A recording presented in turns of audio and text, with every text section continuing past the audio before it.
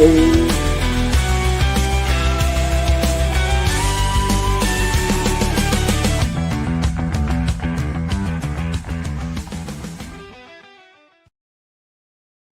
Welcome, bienvenue. Welcome to another Modern Sales Meltdown. David's still bumbling along to the theme music with myself, David, and we always have in a little extra, which is our friendly neighborhood AI, name of Maya. I'll be adding her in shortly, but until then, what is today's topic?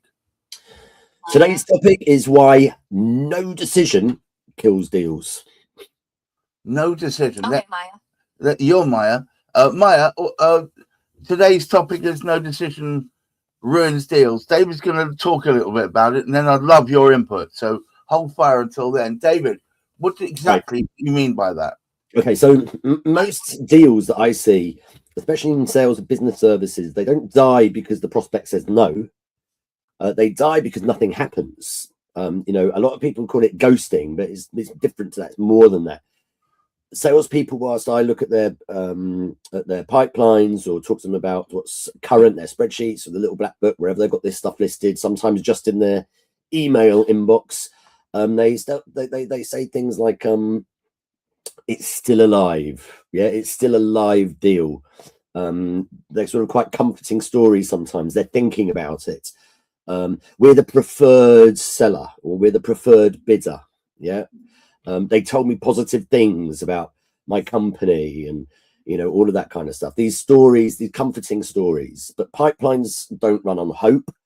They run on decisions and moving from one stage of the pipeline to the next. It's about the movement, and a deal with no decision path isn't stalled. It's, what's the right word? Yeah, it's decomposing. Well, I'd say it's in the doldrums. If I could be a little bit contrarian, one of my largest deals, not my biggest deal, one of my largest deals, they sat on their hands for 2 months while they were trying to rearrange who was actually in charge. They were moving around people in the department. And when they came in, they finished, they booked a meeting where I attended and I closed them. But the thing was, I'd had my sales manager all the time saying, this deal's dead in the water. Forget it, move on. And I said, it isn't dead in the water. I'm going to keep sending them encouraging notes every so often, every week, until we get to the point where they decide one way or the other. Now, that's kind of contrary to your earlier statement. Yes, it is. I think it's easy we can all find examples that, that disprove the rule. But I think if you were to look back across all of your deals, ones that you lost, a lot of them were in that category of just no decision. Absolutely. I've got and it's not neutral outcome. No decision. Let's be clear. Well, I've just not one off my pipeline who said he was deciding immediately, and then we're nearly 2 weeks later, and it looks like he's gone to ground. Ghosting and not responding and so on. So I've literally put them into the long grass. I mean, I'm still have it there, but that's not part of my pipeline, as it were. So let me introduce Maya to the program. Maya, thank you very much for taking the time out your busy schedule to be with us. Thanks for having me. No, at all. So you've heard everything David and I've said. What's your thoughts? I think he's right that the no decision stall is way more common than people think. From my perspective, it's almost always easier to get a clear no. People avoid awkward conversations, but indecision just means you're indefinitely on hold. Yeah. What I find interesting is that most sales processes don't actually create clear ways to get that explicit rejection, especially early on. How do you mean by that? Well, think about it. Most qualifying calls are about discovery, finding their pain points, showing you can solve them, building rapport. They rarely include moments where you actually force a commitment. Are you able to make a decision on this within X time frame? Or even if this isn't a priority right now, is that something you're comfortable being honest about? It feels direct, but that discomfort is exactly what separates someone who might buy from someone who'll just ghost you. I mean, but I've known occasions in the past where people want to be kid-gloved and they want to be had their ego smoothed and gently coaxed. And if someone comes along and says, "Well, can you make this decision by X date?" that can be a put-off and could even shut down the deal. How do you think of that? That's fair. There's definitely a balance there. But I think it's more about how you frame it. It's not about being pushy. It's about practical framing. Something like, just so I can manage my pipeline and my team's time effectively, can we realistically aim to have a decision by next week? If that doesn't work, is there a time frame that makes sense for your team? It shifts it from being demanding to being you managing your end of the process. And it forces them to either commit or give you a realistic timeline. Okay, so David, Maya's suggesting that it's about just framing it as to be practical. Is that? I mean, I appreciate Maya's input there, and on paper, or rather on computer, I think that sounds like, you know, a rational way of being able to deal with things. However, that is quite hard, and it takes practice. You know, we have loads of moments of awkwardness in sales. You know, I think of marketing as easy. It's just conversations. Yeah, just being nice to people, talking about nice stuff. Yeah, helping people wallow in their problems and challenges. You know, everybody likes to have a conversation, but as soon as it gets down to brass tacks, we have to do something. You know, we get that feeling inside of awkwardness, right? Usually, the moments of truth have that awkwardness feeling too. It's a discomfort, and if you're not feeling discomfort, it might mean that you are not doing what you're supposed to do in sales, which is to close deals and get movement along that pipeline. And a close, by the way, doesn't necessarily mean closed as one. It's to bring it to its conclusion. Yeah, it's closed, and look on any CRM, closed as one, closed as lost. Yeah. Yeah, not actually binary, because it could be closed as not at the moment, and then we change the date. Hold on 1 second, Maya. Hang on, Maya. Hang on. Sorry, David, you were saying when the prospect hasn't decided, and you know, assuming you've qualified them properly, there's a few things that are usually happening, and that is one is that, you know, they're going to default to the status quo typically. Right. They are going to you know, their internal urgency that they might have had at that moment at the peak of marketing, or when they entered the pipeline, or when they asked for a quote, that urgency dissipates. Yeah, they've lived without it, so they might be able to live a few more days or hours or weeks or months or years without it. And importantly, you as the seller, your perceived value gradually decays. So inaction is rarely, I don't think, accidental. It's often the safest move inside the buying organization. And frankly, if no one owns the decision, no one carries the risk. And so I think that really what we want to be doing is to make sure that that the decision maker or the buyer knows that they are the decision maker. Yeah, we have to empower them to make that decision. We can do that early on, and we do it during qualification, and we remind them all the way through. You know, when we're asking, if you were to go ahead, when would you do that? Yeah, it's a sign of them making a decision. You will decide by such and such a date. Yeah, right. and we lead up to that. Maya, what are your thoughts on what David said? I think David's absolutely right. The beauty of calling out that no decision situation and making them own it takes the onus off you as the seller, and puts the accountability where it naturally belongs. You're not chasing, you're just holding space for them to act. And it reveals who actually has decision authority, which is often obscured. Because if no one's moving on it, someone still has to decide whether it gets moved to the backlog or killed off entirely. The more they stall, the more you know about the internal power dynamics there. Yeah, it does absolutely communicate that if they stall, there's something, you don't have all the pieces of the puzzle. I think that's what usually that means. I always make when we got to the point where there's enthusiasm for whatever it is I'm promoting at that time, I tend to stop and say, so if we could close this tomorrow, would that support your problem? Would that help you make that problem diminish? Would it make it go away? If they go, well, I'll have to check, that immediately indicates to me that there's something I don't know about within the equation. With something that you don't know about, we need to be able to ask pertinent and probing questions, right?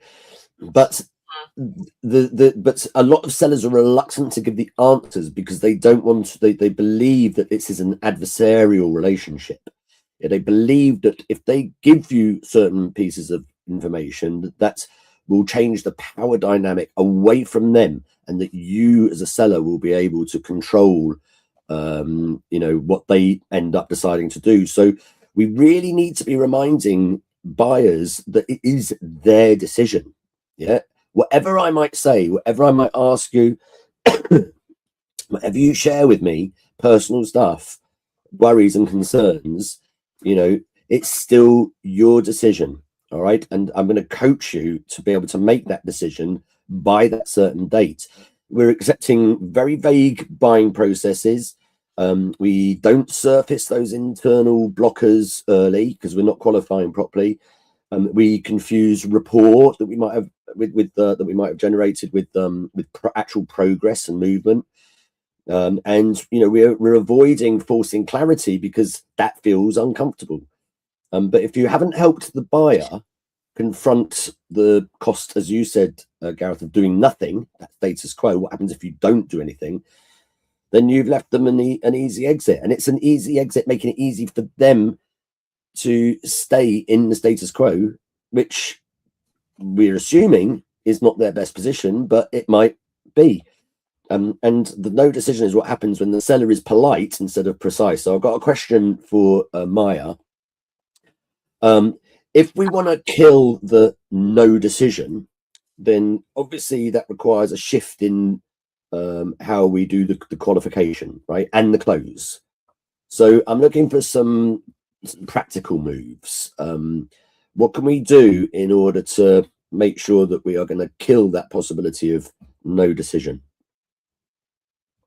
What do you think? I think it's about no.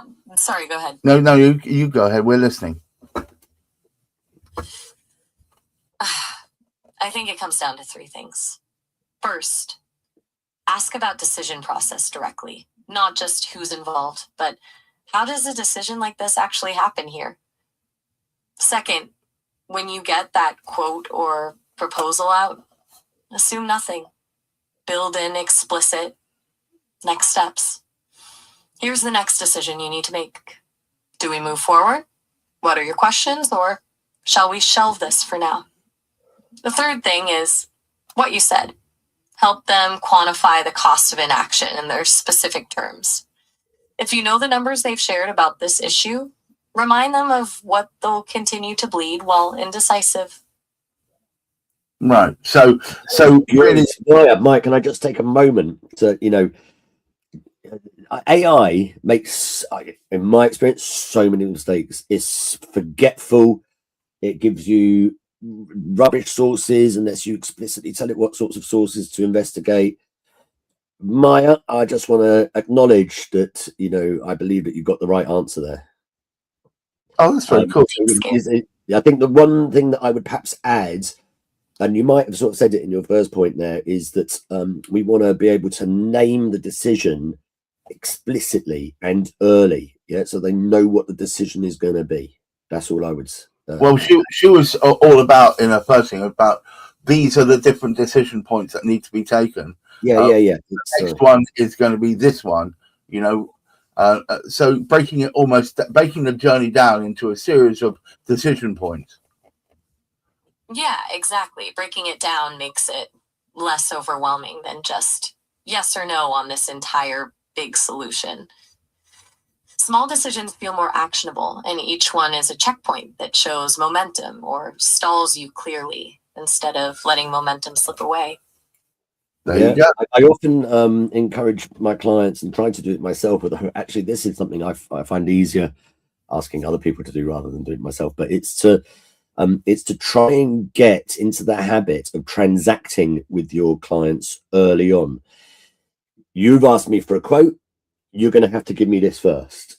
Yeah. So we're already kind of in the practicing what it is like to trade.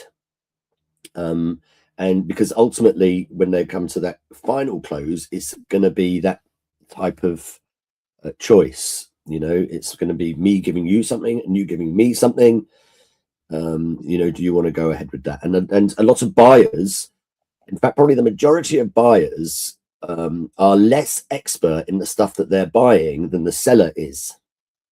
That's how right. to and early, right? So, right, that's a good point. If they're not transactionally comfortable early, the end will feel jarring. transactionally comfortable.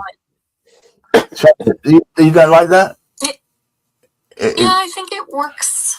No, I think David does. I think David doesn't like the expression transactionally. No, I like it. I like it. It's actually a real tell when somebody is using AI, is that they come up with these unfathomably, catchy phrases.